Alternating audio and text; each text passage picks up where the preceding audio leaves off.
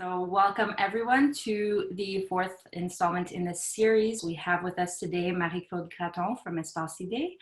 Welcome, Marie-Claude. Thanks, Catherine, and thanks everybody for being here. I'm glad you could join us. Yeah, this is the fourth one in our series, and I'm really excited about it because I think this is something that's really relevant, especially in the context of what's going on and where we're heading in philanthropy. So I thought I would start by a question. Our first question: is it important for your organization to engage different generations, either with your mission, your services, your activities, or anything else? To speak to the context of the CLC schools, these community learning centers, they are community schools, so they're open. They like to engage people through offering services or volunteering. So it is part of the core mandate and mission of CLCs. Perfect. So, you know, it was probably, most of you are probably thinking that's a pretty obvious question to start with. And that was kind of the point, is that, you know, I think all of us are dealing now with having to engage these different generations. It's becoming crucial for, it doesn't matter what nonprofit you're from which sector, this is a reality for all of us. We all have to find solutions on how to engage these younger generations. So that's what we're going to try and look at today. But before I do that, I just want to put things a little bit into context and explain why these changes are happening. So let's go ahead and do that. So again, the philanthropic sector is totally changing. And when I say the philanthropic sector, I don't want people to think just in terms of donations, because we talked a little bit about that in our last webinar about creating the philanthropic culture. And like we said, philanthropy is huge. It encompasses volunteering, donations, you know, anything related to nonprofits is really philanthropy. So think of it in that sense. So it's really changing. So what we're seeing, some of the changes, obviously new technologies are taking up a huge amount of space. So that's a given. And these technologies are being used not just for us to get our information and to access information, but we're using them to communicate with everybody. We're using them for solicitations. We're doing them donor relations. So donor relations is anything that we do to develop relationships with our stakeholders. So these new technologies are present everywhere, and they've really changed how we're doing things now in philanthropy. Another thing that we're seeing is that stakeholders are asking organizations to be a lot more transparent and accountable. They want to know what's the impact that they're making on your organization, or what difference are they making.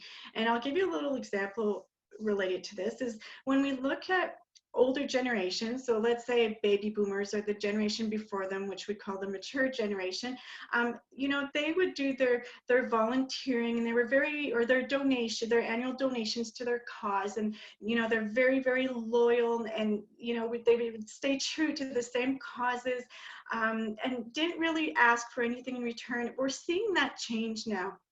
It doesn't mean that the younger generations aren't necessarily loyal to their causes, but they're demanding that organizations be a lot more transparent and accountable. And they want to know exactly what organizations are doing, what impact are they having. So it's really important for us as an organization to be able to communicate that. The other change we're seeing in the sector is that individuals and businesses, they want to get involved in different ways. So it's not just about volunteering and donating. That's still a part of it, but it can also be other things like contributing expertise, being an ambassador, using peer-to-peer strategies. And don't worry, we're going to talk about these a little bit later. But basically what it means is philanthropy isn't just about making donations anymore. It's so much more than that. And individuals want to get involved differently, and businesses also want to get involved differently. So how can we do that? So these changes can sort of be attributed in part to the situation regarding this switch in generations. You know, as we're seeing more and more XYZs coming into the portrait, and you know, less matures and baby boomers, that's having an impact on how the philanthropic sector is evolving. So we're seeing that there's an important donor volunteer base that's replacing the baby boomers and the matures. That's the XYZs. And these generations are obviously influencing how our organizations have been functioning for many years. So, you know, the nonprofit sector as a whole, sometimes we can be a little bit slower in terms of responding to changes, you know, maybe a little bit slower than businesses, for example. But I think what it's teaching us is that we no longer have a choice here. This is our reality and we have to adapt. So why is it important to put these strategies into place and involve these generations with your organization? Well, for several reasons. One, younger generations are passionate about causes, but not necessarily about organizations. So what do I mean by that exactly? So I'm going to give you an example, and I think it's going to be pretty clear. Think back to all the demonstrations regarding climate change that took place last September with Greta Thunberg and that whole movement. When we think about that, you know, younger generations were really, really passionate about taking part about the environment and climate change. But when we look at it carefully, they weren't necessarily associated with specific organizations and causes. A lot of them could be, yes, but for the most part, it's the cause. That's what was driving them.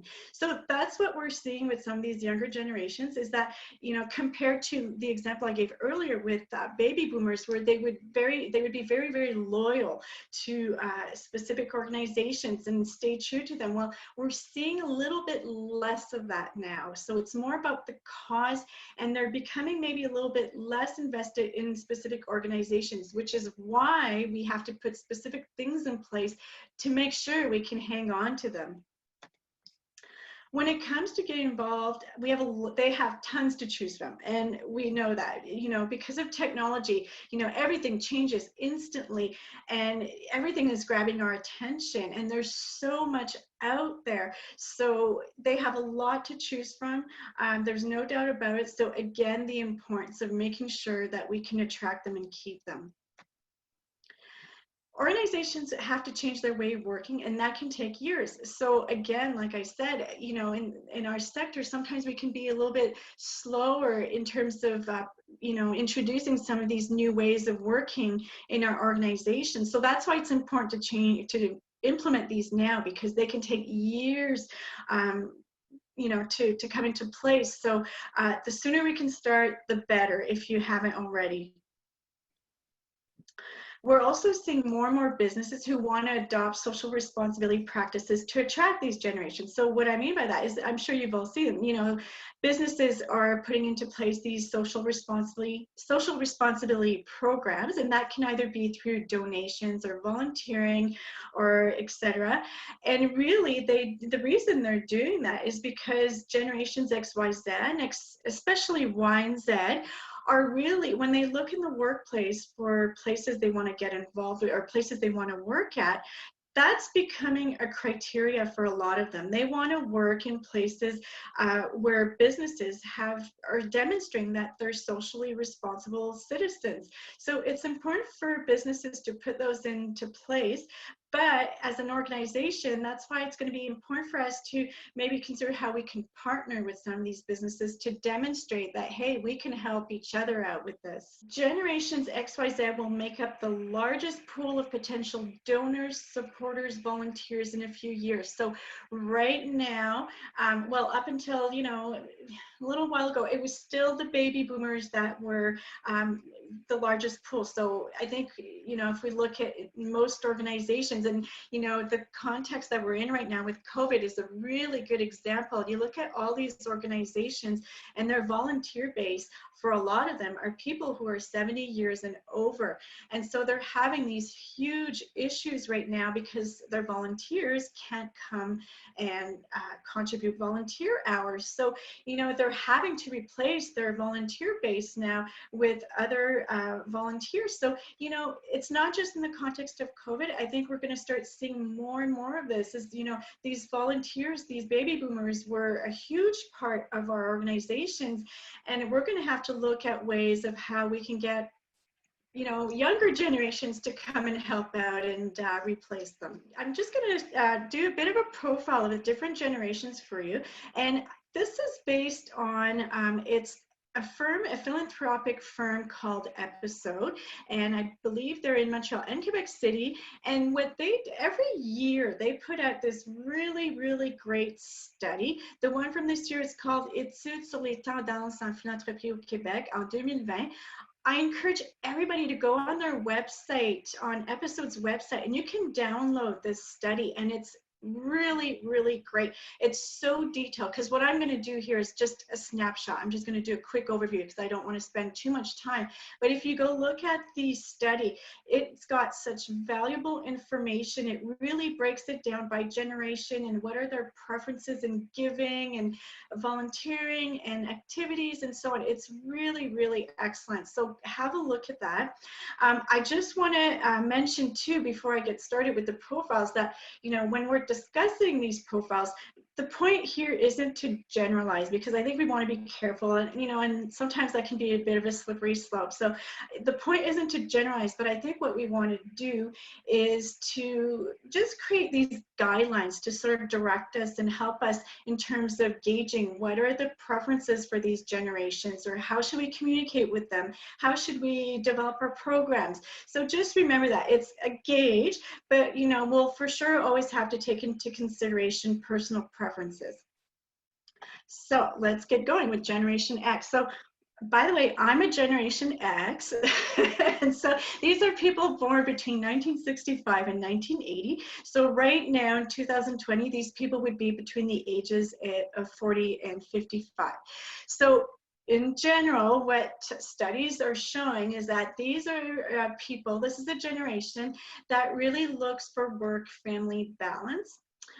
They look for value for money, or value for their investment. So that means that they'll do a lot of research before they purchase things. And they're very resistant to trends. They have an entrepreneurship mindset, and they can be career focused. And they're also the email generation, so which is really funny, because when I think back to myself, emails started when I was in university, which, so I know that really ages me, but I mean, it's just crazy how much it's changed since then. But this is really the generation where emails started. So in Quebec in 2018, 47% of this generation made a donation. And they gave on average $158. Now that's $158 is not a one-time donation. That would be the total of all their donations in that year. And they gave on average to 2.5 organizations. What's important to keep in mind with this generation is that they're going to research their businesses and their products and services before purchasing, or if you're an organization, it can be before making a donation, or before volunteering with you, or before getting involved, however that may be. So this is why it's really important to be transparent and to offer a lot of information on your mission, your services, your impact. So if you're not doing that already on your website, your social media, etc., it may be a good idea to start doing that.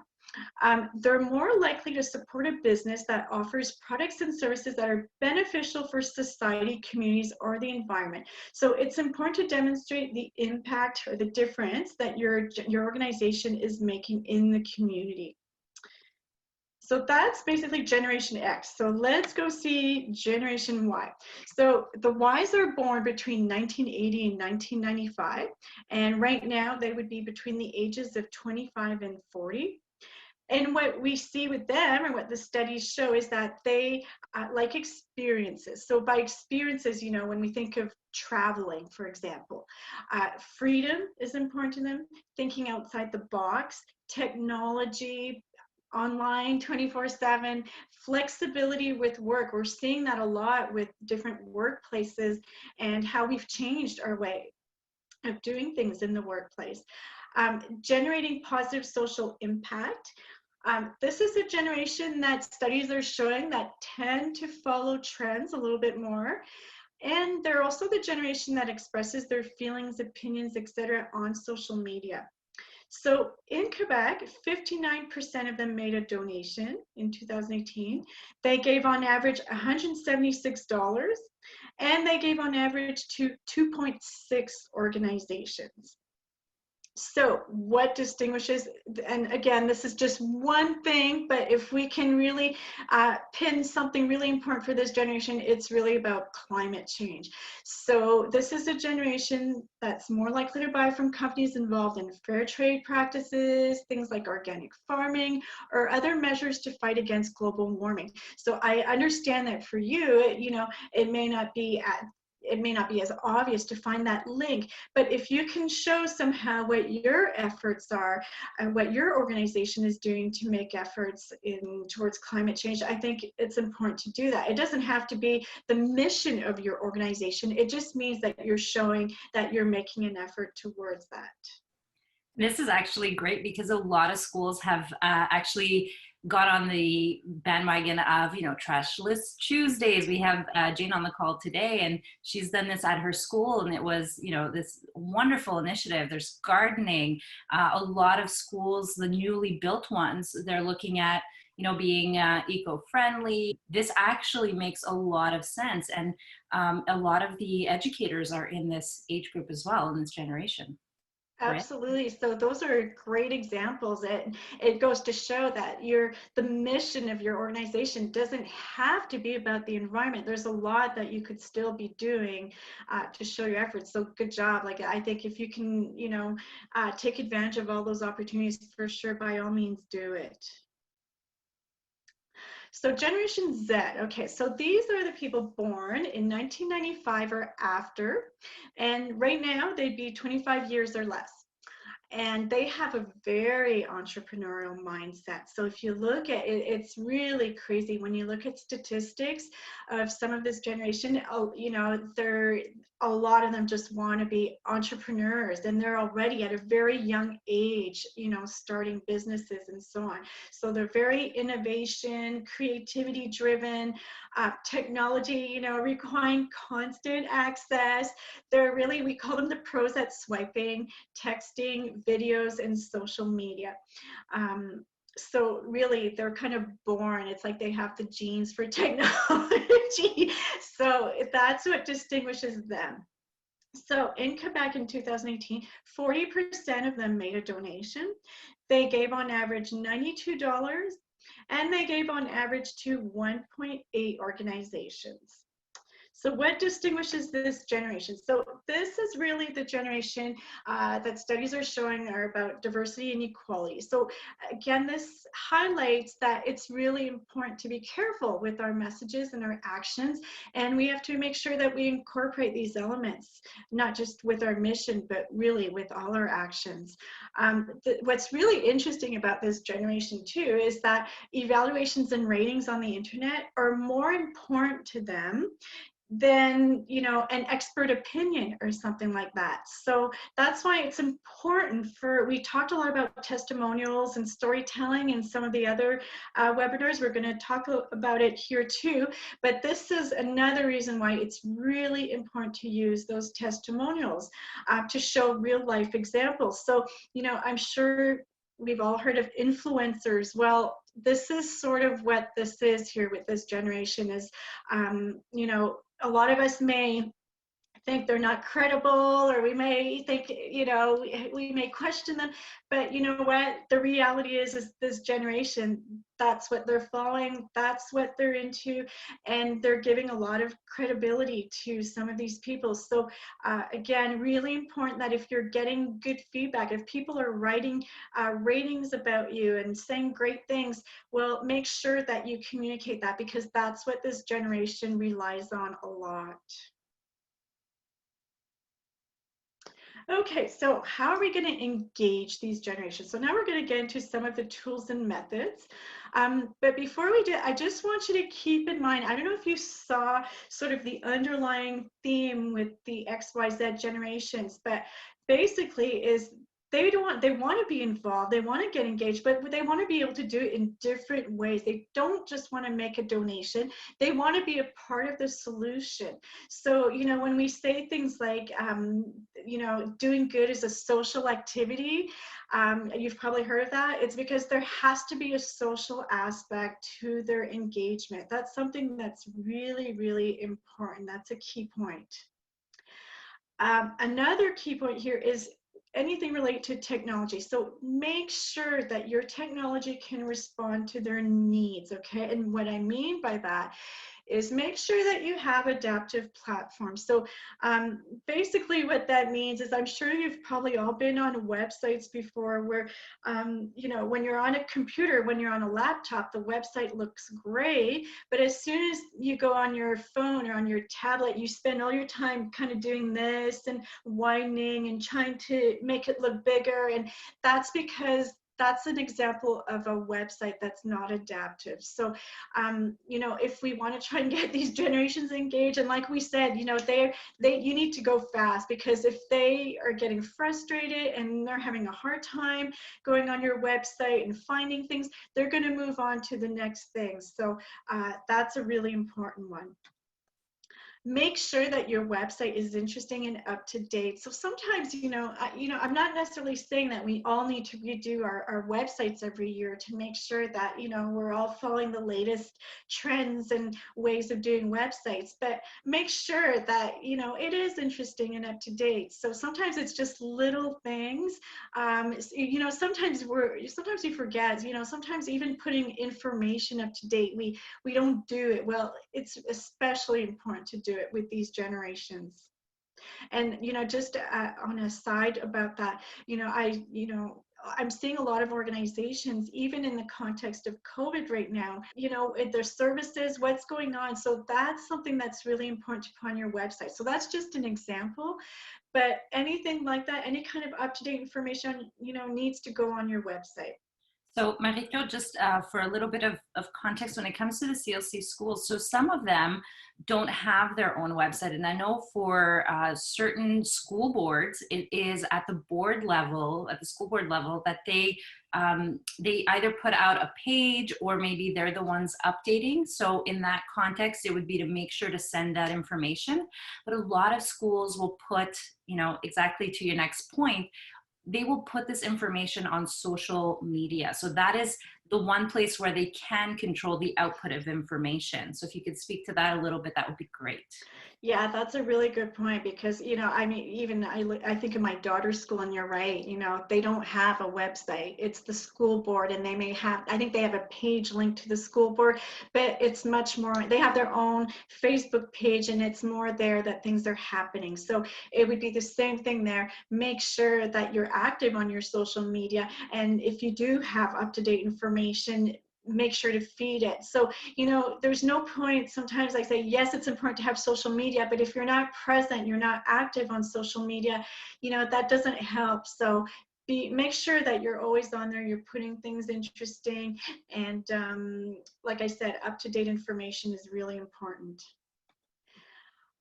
Online information on third-party fundraising activities. I know that this is probably less relevant for some of the people who are involved here today, and I'm going to just talk about it a little bit further on in the presentation, but just to mention that this is a huge thing in philanthropy that we're seeing right now. Third-party fundraising activities, I'm sure you've all seen this. And we're seeing it a lot these days right now on Facebook. So you've probably all seen it. You can do fundraisers now with Facebook. A lot of people are donating, for example, on their birthday. They'll say, they're doing these Facebook fundraisers on their birthday where they're choosing a cause and associating with that cause, and choosing or asking people on their in their friends to go and make a donation to this cause that is really special to them on their birthday. So this is becoming huge in philanthropy. So I know that it may be less relevant to some of you here, but I just want you to be aware that it is a trend that's happening. And the great thing about this trend, or this way of doing fundraising, is that it involves very little effort from the part of the organization. Everything is handled by the third party. So it's just something to keep in mind if you are doing fundraising, and just to be aware of it. Peer-to-peer platforms, I'm going to talk a little bit about that later on. That's another huge thing that's happening in philanthropy, and more specifically in fundraising right now.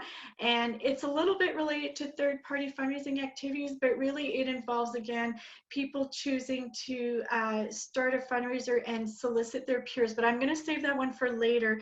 I'm going to come back to it. If you do have donation forms, or any form for that matter, whether it's a volunteer form, anything, make sure that everything is clear and concise. If you have forms that people have to fill out to get involved with you or whatever, if it's too complicated, if again it goes back to that adaptive point I said earlier, if it's hard for them to get on, if there's all these bugs and they can't, complete it, they're going to move on to the next thing. So we have to make it as concise and as easy as possible for them to use and fill out. Okay, so we're going to start with websites. So again, we said, I know that for some of you don't have websites. It goes back to the school board. But if you do have a website, or if you have a way of maybe influencing what can appear on some of the school board's website, here is a few pointers. So make sure the information on your website appears just as well on a tablet or a mobile as it does on a computer. So that's what I just mentioned about being adaptive. So I'm assuming for the school boards, that's something I'm sure that they're doing. So I wouldn't even be concerned about that. If you have your own website, though, make sure that that's the case. Keep the information on your site up to date. So we said that already. So anything that's happening right now, make sure that it's on there. Demonstrate on your website how donations are used. So we talked about this, I believe it was in the impact webinar. But if you do have your own website, have a section on your website that speaks directly about impact. So what impact does your organization have? How are donations being used? What difference are donors making? If you don't have a website, you can still do this on your social media. It's not a problem. So we're going to come back to that too. Transform your donations into tangible results with visual content such as photos and videos. So again, we've talked about this in previous webinars. And think if you don't have a website, think about it in terms of your social media. But what I mean by this is it's not enough to say, your donations or your support are making a huge difference. We want to use tangible. So what it means is using examples like your donation of $50 will allow one child to attend such and such camp for one day. That's what I mean. Be specific. Say exactly what the donations will provide. And present the people behind the cause. So, we want to humanize this. Sometimes, we just throw in a bunch of information and we forget that there's people behind the cause. So as much as possible, if you can, on your website, and again, if you don't have a website, on your social media, every once in a while, present the people. When I say the people, it can be not just your stakeholders, but you can, focus on people involved within the organization, whether it's board members, committee members, staff, some of your volunteers. Show the people. That makes a big difference for attracting younger generations, because like we said, it's the social aspect that's really important for them.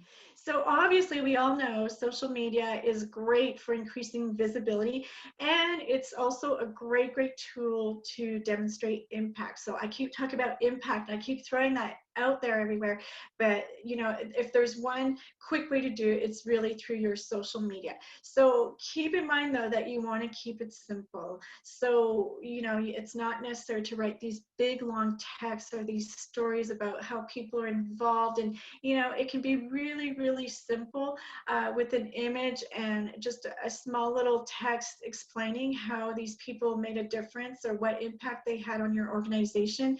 And use storytelling. We've talked a lot about it. I'm going to bring it up a little bit further too. We talked about infographics in previous webinars too. This is a great way to do it. And videos. So like we said earlier, with especially generations Y and Z, videos are huge. And it's so much easier. They're more likely to share too if you have a video. So if you can do that, sometimes it doesn't have to be complicated. With I think everybody with our phones today, we can just, make these quick videos, and it doesn't have to be professionally done, but it makes a big difference. So like I already said, I mentioned a few times, Generation Z has a short attention span, and I'm not saying that to be negative, to judge. That's just, that's just how it is. If I look at my own daughter, we need to be able to draw their attention, maintain their attention. And so to do that, we have to make sure we don't bombard them with tons of information. They have to be able to capture it really, really quickly.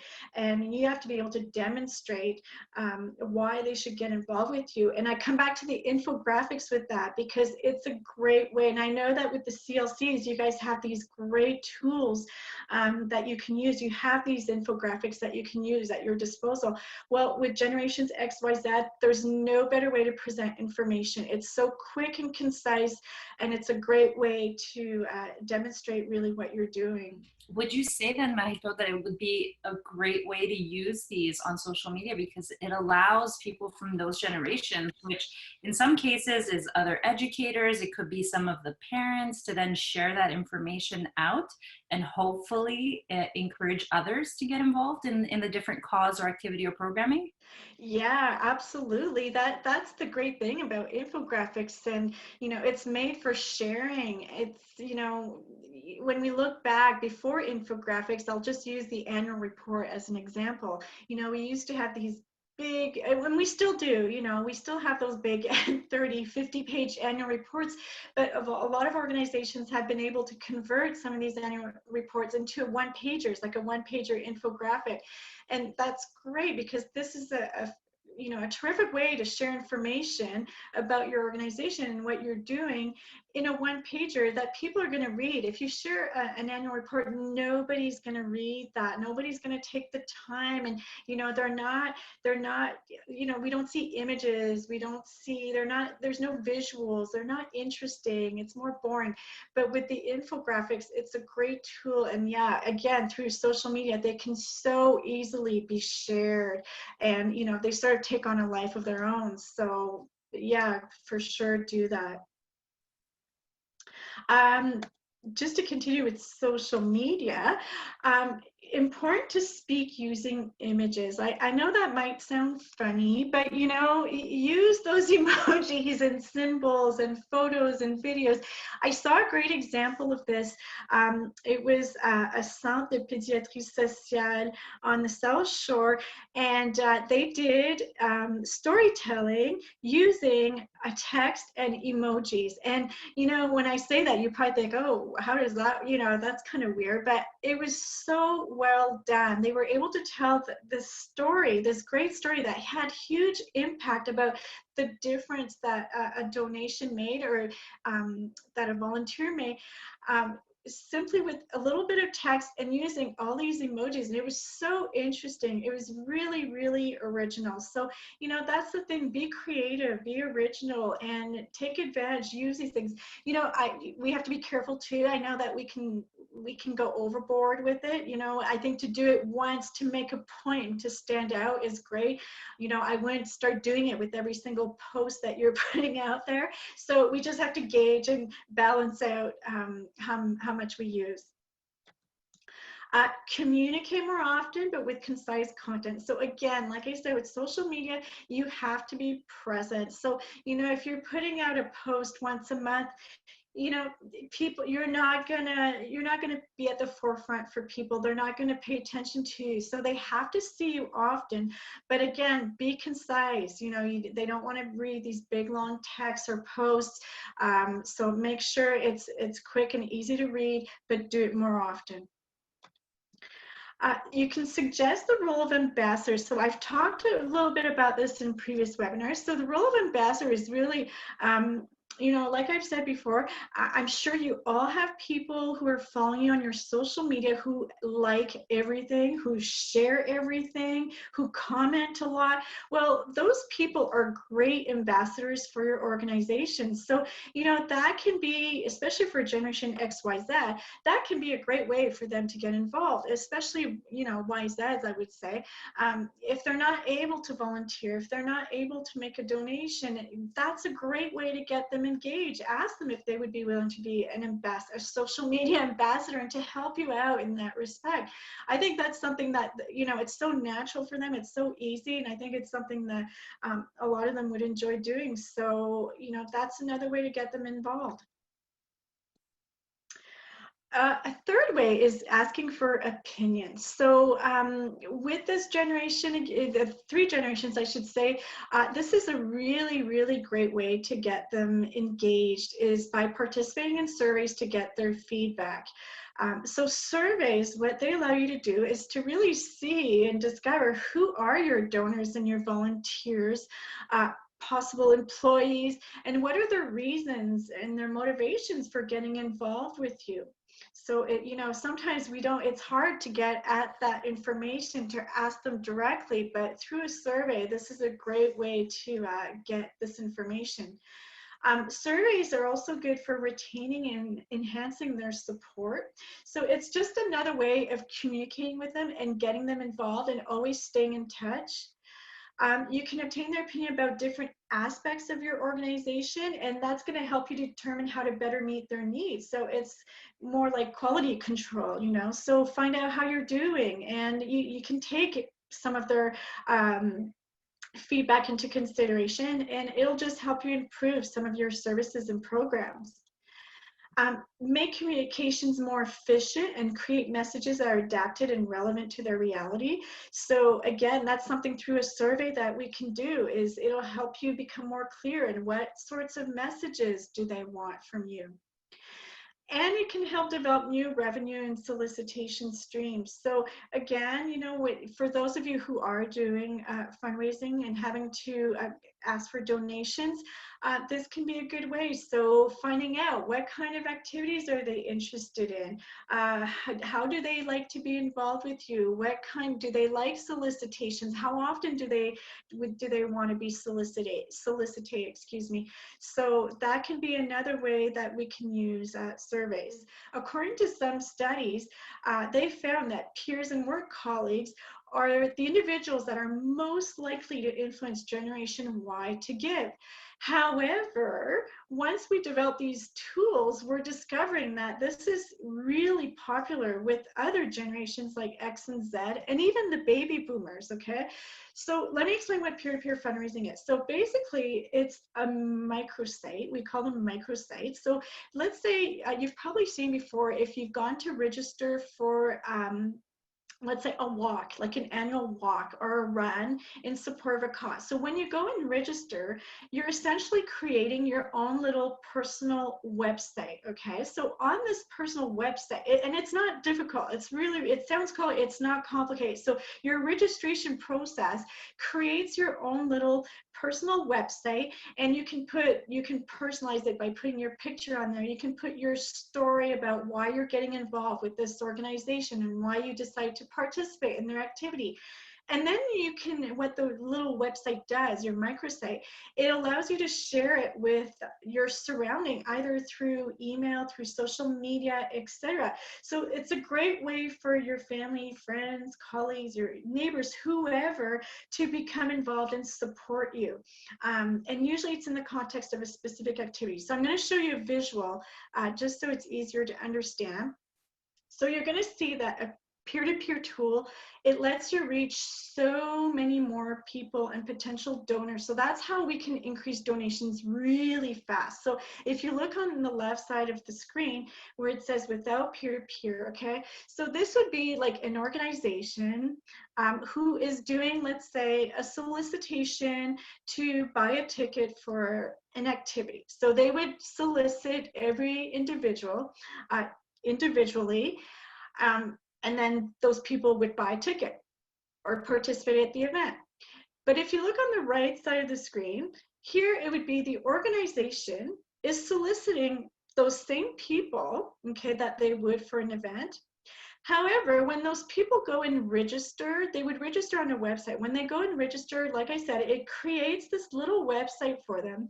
And then they can share that with their surrounding and get their people involved with the activity. So it sounds complicated. It's actually really simple, but if you look at the potential and the number of people that you can go and reach, it's really crazy. It may not be the right thing for all organizations, and I know not all of you are doing fundraising, but if for some of you you are, this is a great way to do it, and there are free platforms that exist to do this. If some of you are if you are a charity and you have your registered charity number, you can go on Canada Gives, and Canada Gives has the tools, and they're free. They're free for any nonprofit or charity, I should say, to use. Obviously, there's going to be a small percentage taken out on each donation, but I think, let's be real here. If it gives you the opportunity to raise that much money, having a small administrative fee taken on the donation is not a big deal, and I think most donors would understand that. So I just want to throw that out there as an option if some of you are fundraising. Storytelling. So again, I've mentioned this, I think, in probably every webinar I did, because again, I think this too has really changed philanthropy and how we do philanthropy. Philanthropy just has such a bad, especially I should say fundraising has a bad rap, because often we think about it as, oh, we don't want to solicit, and people aren't comfortable with it. But I sort of shared with you at the last webinar that you have to change your minding, you have to change your mindset so that you're not fundraising, you're storytelling. And whether you're out there seeking donations or not, it doesn't matter. This still applies to you. We're storytellers. Anybody who works for a nonprofit is a storyteller. We're there to tell the story of our organization. So that's what this is. So, it's not enough on your social media, on your website, or if you have pamphlets, whatever. It's not enough to just give your mission and your values and so on. You want to share stories. This is what's going to resonate with people the most, because it's concrete. They can see people behind it. So you want to share inspiring stories about your organization and the difference it's making. And you want to have real people. And I know that there can be some confidentiality issues behind this. There's ways that you can do it anonymously. But, if you have testimonials and you have people willing to share their stories, this is a great way to do it. Especially with generations X, Y, Z. When I talked about it at the beginning and I said how transparency, accountability is really important for these generations, well, again, there's no better way to be accountable than to show the stories of real people who are benefiting from your services. So be really precise, though, when you talk about impact. Like I said, get to really tangible examples. And don't forget that visual content is super important if you're using storytelling, especially if you're doing, if you're doing a video or something like that, then obviously that's your visual. But if you're doing a testimonial and it's a text document, well, make sure that you can at least associate or put a photo or something with that, because that's what's going to grab attention. If you just have text, people aren't going to stop and read it necessarily.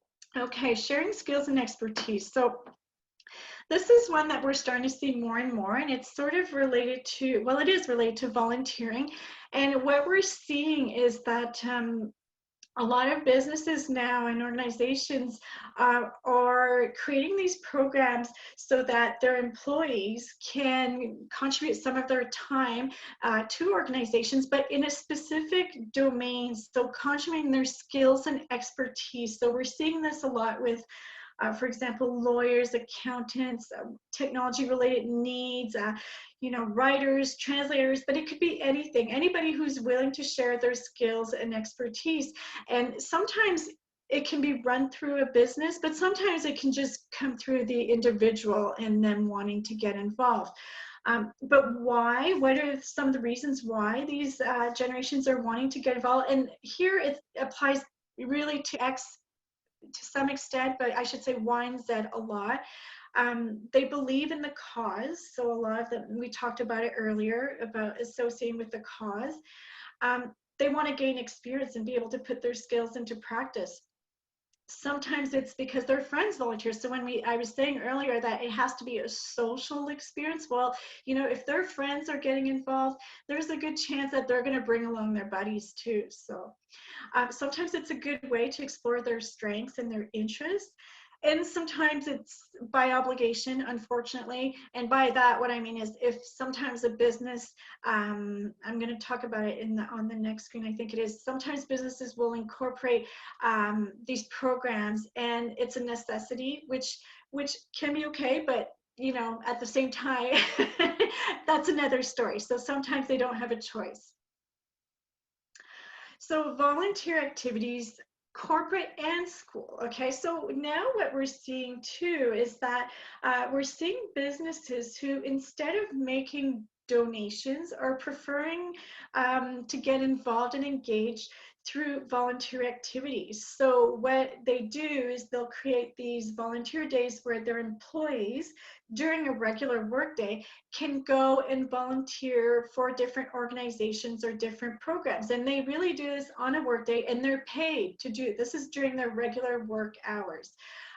So we're seeing, I think I was using the example in a previous webinar that where I live in the Eastern Townships, especially in the industrial sector, we see, IBM, General Electric, we see a lot of these bigger companies that are doing this. So if you have needs or you have volunteer needs, and this can be anything, it can be, really, it ranges from painting and washing windows to with your state, being involved directly with some of your stakeholders. It can be anything, but you just have to get in touch with some of these businesses, and you have to do it ahead of time because they're getting so popular, these kind of programs, that I think a lot of organizations are taking advantage of that. And obviously the companies can't do everybody, so they're having to sort of pick and choose who they're going to get involved with.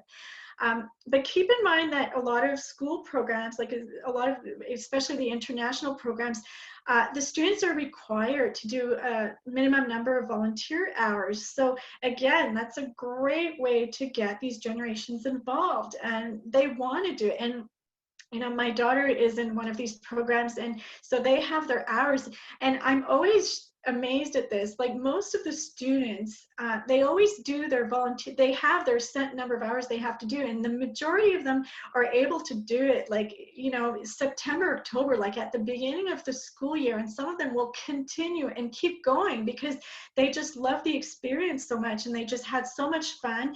And again, that whole social experience, they do it with their friends. And if you can make it fun, they're going to come back and they're going to keep doing it. So the idea behind these kind of programs, it's really to raise awareness with these volunteers and expose them to your organization so that they keep getting involved and engaged with you in other ways. And hopefully maybe they will become a donor, or maybe they'll get on board with some of your committees or your board or whichever. But it's building those relationships to keep getting them engaged. Okay, so boards and other committees. So introducing Generations XYZ to your board and other committees. So again, I know that with some of you, you don't necessarily have a board of directors, but some of you may have committees. And again, this is a great way to get them engaged. Sorry, whoops. I'll go back. So consider having a minimum number of persons representing these generations on your committees. I know that's not always easy, but I think we need to think about that. We need to make the effort to try and go out there and recruit some of these people from these other generations. Try to plan your meetings in more casual, less intimidating locations, and propose a less formal structure. So, again, sorry if I use the same example, but I think I had mentioned this in one of my previous webinars where I said that one of the organizations I worked with, the board meetings, some of the staff were encouraged to go, but we always had to sit at, we called it the kids table at the back of the room, and it was just so intimidating. And so, we didn't feel like we could take part. So, don't do things like that. Try and make it as casual as possible, especially when, you've got Generation Y and Z involved. and make it less intimidating. Don't use jargon. You know, sometimes we all make that mistake, but, you know, try and keep it in a language that they can keep up with. Another thing you can do is you can match an experienced member with a new member. So I think sometimes that would be great. Sometimes, you know, some people don't want to join these committees. You know, I can give you an example of one of my clients, and I'm not going to use names here, but he was telling me that they're facing this issue where they're, you know, it's all people 70 and over on their committee, and they're trying to get XYZs, but they don't want to come because they sort of have this reputation of being like, you know, kind of an old-fashioned organization. And he was telling me that, you know, it was part of their practices. They had like this theme song that every time they would have to come to a meeting, they would always start with singing the national anthem, and then they would have to sing their like theme song, and they had certain protocols. And I'm like, well, you know, right off the bat, like, I don't think Y and Z, well, XYZs are going to be into that. So, you know, have a look at your ways. I know that's probably extreme, and that's probably not your case, but it's just a reminder to have a look at the way that you're doing things on some of these committees, and would it be interesting and attractive to some of these younger generations. And the mentoring thing is a good way to get them involved. If for some reason they're hesitant, you know, they're not sure how it works, and they might be kind of fearful that they're not really going to be able to follow, well, a mentor is a good way to do that. You can create youth councils who can report back to your board or committee, but who can take ownership of a specific project. So, you know, if you have a certain program, give ownership of it if it's appropriate to do that. Give ownership of that project to a group of youth, and they can come back to your committee or your board and report back on it. But give them ownership of that project. You can even create organizing committees composed of individuals for whom the activity is intended. So, you know, I think that's huge, and we're seeing a lot of that in philanthropy too. This is a huge game changer. We're seeing it mainly with hospitals and universities, where now they have the board, okay, and but then they have like subcommittees, and a lot of them are just, you know, XYZ exclusively, and sometimes if you're over a certain age, you can't even be part of the committee. And these committees are responsible for fundraising activities, or any kind of activity for that matter, that are specifically targeted for their generations. So that's a really great way to do it. Okay, so when it comes to volunteering, make sure that you adapt your volunteer opportunities. So you want to make, you know, I said it earlier, you want to make it as easy as possible for people from these generations to want to volunteer with you, if that's what you're looking for, if you're looking for volunteers. You don't want them to have these really strict and binding commitments. So I can give you an example here again. In one organization I worked with, we had to change the way we did things because we needed volunteers who were committed to coming once a week for an 8-hour day. So, you know, that was great for baby boomers because they were retired, and you know, unless they were snowbirds, but, you know, they had that time to commit, and they were able to come, you know, at the same day, the same time every week. But when we're talking about XYZ, you know, it just wasn't working. You know, there's no way we could get those generations to participate. So, you know, we had to create other ways of doing it. So whether it was breaking down the shifts, or coming every 2 weeks, or once a month, or whatever. So we have to be flexible. We have to get creative and think of different ways so that it's not as strict and binding for these people. And again, I come back to the online application form. So, you know, if you do have an application form for your volunteers, well, make sure your application form has a way of determining what their interests, their skills, their availability, all that stuff, you know, ahead of time, and remove any kind of obstacles that can that just can make it tougher for them to want to get involved. So I think that's really going to help. And of course, make it fun and interesting for volunteering. Again, it has to be a social activity. I think most people who get involved in volunteering, they do it. One of the main reasons they do it is to make friends or to meet new people. So, make sure that that's part of it. Emails and newsletters. So, we talked a lot about social media and new technologies, but emails aren't dead. They're still around and they're still applicable. And especially when I talk about emails, I'm talking really about newsletters. So newsletters are still popular with generations X, Y, Z.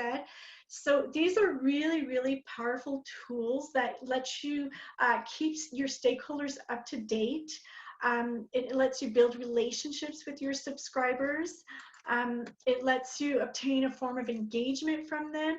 It's a good way to get new donors, new volunteers to your programs. It's a good way just to keep regular contact with them so they don't forget about you. It's a way of saying, hey, we're still here, we still exist, and this is what's going on with our organization and our services. It's a good way to control your image, to make sure you're consistent with your messages. And it's a good way to stand out because honestly, I can tell you that most organizations don't have newsletters or they're not consistent with their newsletters. So if this is one tool you can do, you'll definitely stand out among all of the organizations out there. So different ways of giving. So like I was saying earlier, it's important that, there's lots of ways in philanthropy of getting involved, but if we're talking about giving, make sure you give different ways, different options for people to give. So if you have a website, make sure you have a make a donation page and make sure that you tell people what are the different ways that they can give. And by the way, this doesn't have to be just cash or donations. This can be in-kind donations as well, or donations of time, etc. Again, make sure your online form is adapted for mobiles and avoid forms that, we already touched on this, that are too long and complicated. Monthly giving programs are really, really popular with these generations because when you think about it, if you ask somebody to give a one-time gift of, I'm just going to use any example, $50 or $100, whatever, maybe they're not able to give that amount. But when you give $5 a month taken off your paycheck, that's doable for almost everybody. So make sure that you can provide these different ways of giving. And of course, all donations matter regardless of size. So I often hear that when, well, it's not worth it because I can only give, a small gift and it's not going to make a difference. Well, if everybody had that mindset, then, we would, of course, we wouldn't get anywhere. But if everybody who made that small donation did it, then yes, it does make a difference at the end of the day. Your events. So if you have events, make sure that you adapt them. So if your fundraising activity or any activity requires team registrations, encourage the participation of students or people from these generations to get involved. And you can even have a minimum number of students per team. So I can give you an example of this. Near where I live in Granby, they have the dragon boat races, and they started this quite a few years ago. And it's one day in May, and it's on a Saturday, and it's almost all businesses that get involved. So these businesses create a team and they raise money for the hospital. Well, they just added last year a second day. So on the second day, it's exclusively dedicated to youth. So what they've done is they've targeted schools and really encouraged students to create teams, and they've made it really affordable and accessible for them to get involved. So, be creative and try and think of ways that you can adapt your events that way. Think of family-oriented activities. So, when we were saying, for example, with Generation X, how they really value the work, the life-family balance. Well, again, if you can have something that's family-oriented, that's going to be a lot easier for them.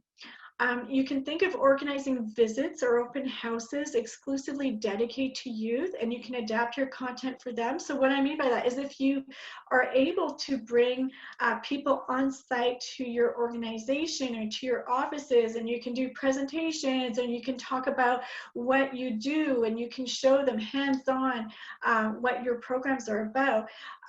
Maybe a good way to do this is to specifically host one of these activities for youth and talk to them about what your services are about by adapting your messages to them.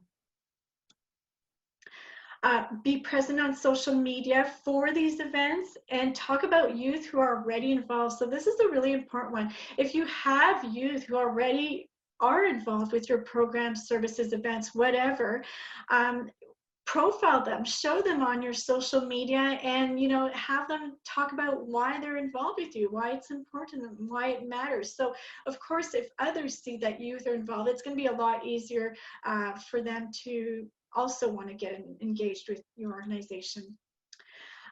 Adapt your fundraising activities by creating different formats, especially one day. So the example I just said with the hospital, that would be a perfect example of that. So if you're already doing activities, try finding if there's, if you can do something original to specifically target youth and have it really their event.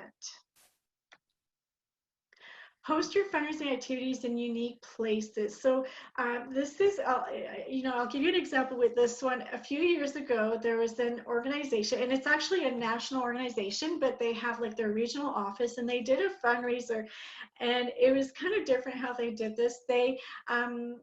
They sold tickets, and you were buying a ticket. You didn't know what it was for. You didn't know, was it going to be a supper? Is it like a dance? Is it like a casino night? You didn't know where it was going to be hosted. You just have your ticket, and then the day before the event, they communicate with you and tell you exactly what time to show up and what you need to wear.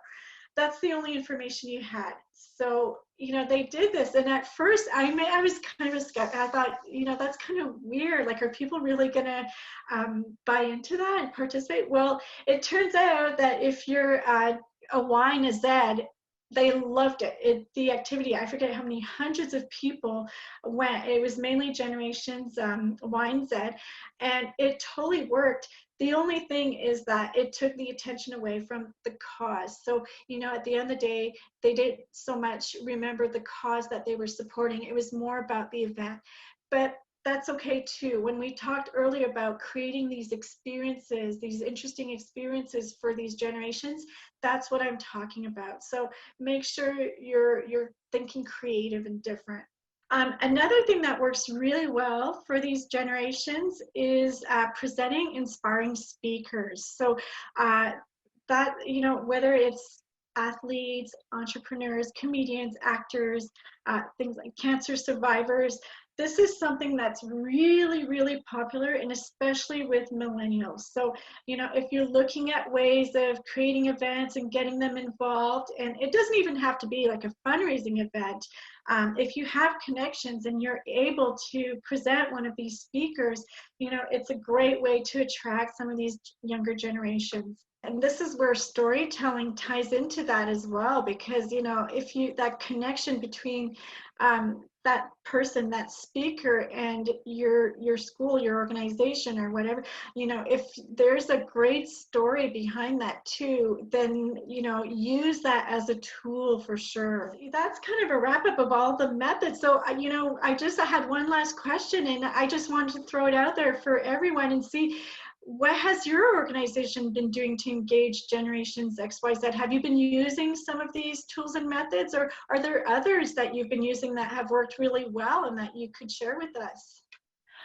So we did have a question earlier when you were speaking about the surveys. Some have tried to create these surveys and to send them out. So specifically talking about asking the volunteers or the donors or those who are, kind of the stakeholders, how they would like to get involved. And so one of the participants said, well, yeah, we've created them, but we can't get them to answer it. Okay. Do you have any tips? Because Yeah. I think this is a bit of a barrier to actually providing the services or getting that feedback? How do we encourage them before they even get involved to let us know how they'd like to get involved? Excellent point. So, just from my personal experience, I can, after not with these webinars, but any kind of other webinars and training I do, this is what I do, and some of the tips I use, and it's made a world of difference. So, right off the bat, when you're doing these surveys, make sure you tell people why you're doing this survey and why their participation in answering your survey will play a huge role in helping you do whatever it is that you're trying to do. Make sure you tell them. Don't just say, we would really appreciate for you to fill out this survey. Tell them why and what difference it's going to make for them. And make sure you tell them that it's only going to take, a couple of minutes of their time, and never ever put more than, I would say like 5 questions. Make it really, really short. And like I said, tell them that it's only going to take them a few minutes. When you send this survey, and this is the big one, and I know that this is the one that's, not as fun, we have to do follow-up. I know it's not always fun, but what I usually do is I'll wait, 2-3 days, because usually when I send a survey, I might get, let's say I had, between 10-20 people taking a training, I might get 1 or 2 answers, right away. But then after 2-3 days, what I'll do is I'll do a follow-up email, and I'll say, just a reminder, if you could please go out, if you could please fill out this survey, which would be a huge help to us in terms of creating these programs and services that resemble you and that can meet your needs. So make sure you make it about them, that yes, they're helping you out, but it's in order to be able to best meet their needs and help, so that you can help them out. But the follow-up is a big one. Like I said, I know that's not fun. Nobody ever likes to do follow-ups, but it's by email. So if you, after a few days, it really does make a huge difference. So I guess mine was, I was a bit inspired by this idea of like youth committees. One of the things I always talk to teachers about is around youth voice. And I guess I was just inspired by this idea of, what are ways that alumni, kids at different ages to be involved in kind of, supporting different causes in ways that kind of speak to them, and just kind of getting like pulled in of ways that they can kind of support it or be involved, whether it's kind of like a parallel activity just for kids that kind of support the activity or things like that. Anyway, I was just inspired by something that, it takes probably a bit of work to find the right people to support youth organizations. But, once you get them going, it'll be very, very interesting. Absolutely. When you say youth organizations, like, do you what would some examples of some of those youth organizations? So, I mean, one concrete example is I know there's another nonprofit organization across the regions called Youth for Youth. And if I'm not mistaken, they Yes. kind of are around, 14 to 35 or whatever it is nowadays. And I think there's no reason to kind of work in parallel. It's like, what are ways that you can kind of work in at cross purposes, if that's the right word, around supporting schools or supporting kind of community organizations, or like the bigger goals around like sense of belonging. What does that mean? And then I'm also just thinking about whether it's like fundraising for the PPO, for example, the parent organization, like what are ways that young people, like while the parents are involved in something else, can the older kids like work with the younger kids to do something fun, to either get more people there or to like find a way to raise money by, who knows what. Anyways, it's just something you made me think about as a untapped resource of people who are very quickly going to be entering like generation, whatever comes after Z, Yes, exactly. That's exactly it. And that's, it goes back to the beginning when I was saying, these things don't happen overnight. These relationships take time to build. So, if we can start, the sooner the better, and it's getting them in and, taking care of them and building those relationships is what's going to keep them. I was using the example a little bit earlier with, with my own daughter, and they have their volunteer hours that they have to do. And, it works. Like they love it. Like these students love going into organizations and getting involved, and they go back like every year. They had such a great experience, that they keep going back, and they're not doing it because they have to. They're doing it because they really, really want to, and they enjoy it. So, sometimes I don't think we give enough credit to some of these youth. And sometimes it may be easy to assume that, oh, they're not going to want to get involved. But I think that can be a big mistake. Like, I think if we do it right, I think they will, and I think they're going to keep coming back. Yeah, you're right. And one of the things that we say when we speak about family engagement and getting, the parents or the grandparents or the cousins and aunts and uncles involved in things happening at the school or in the community that's hosted through a CLC. It's like we say, get the kids excited. Well, kids naturally get excited when it's a fun event, something that they're very interested in, or something that they have had a chance to help organize or bring about. But if the kids are engaged and they're excited, they're going to get those around them excited. Thinking about, if the students are in a program where they need to go out and they need to volunteer, think about that reciprocal relationship that they're building with another organization or with a business. I mean, that can definitely work both ways. You're building those relationships that you've talked about, Marie-Claude, in this and in other webinars. So we're just creating, as you put it in the last webinar, a philanthropic culture where people are not, it's not something that is other, it's not something that is extra or above and beyond, but it's something that we're weaving into the fabric of daily life and education and beyond, right? Exactly. And, given the current context, I think it's going to become even more relevant for us to start thinking that way. I think this is just the start of it. So there's big changes coming, and this is going to be one of them. Yeah. So thank you so much. I think this has been such a great way to concretize and to finish off this series of webinars. So for those of you who are here live, thank you so much. We would love it if those of you who are here live and those watching the replay could fill out this short feedback form, because it helps us create more relevant content and partner with people like Marie-Claude from Espace Idée to bring you webinars to help you in your job. Great job. Was that great? Was that Great job. So I put the link in the chat box. Thank you so much. And we will have, as usual, the replay available. We'll have the slide deck and links to some of the resources that were mentioned on this webinar. Thank you so much, everyone. Have a lovely day. Thank you very much. Have a great day. Bye. Thank you. Bye.